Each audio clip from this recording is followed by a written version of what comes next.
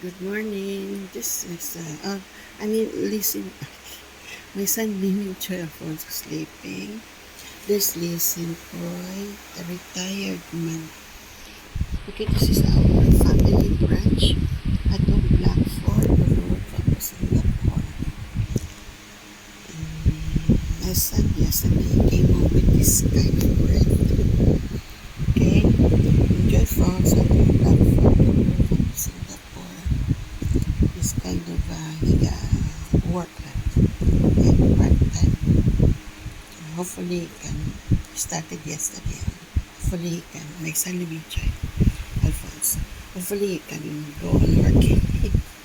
Okay, this is our family branch at the Blackford over from Singapore. June 16, 2026.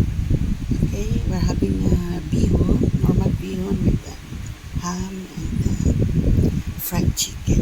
Okay, therefore, sa Blackford over from Singapore, our family branch. Enjoy Singapore. June 16, 2026.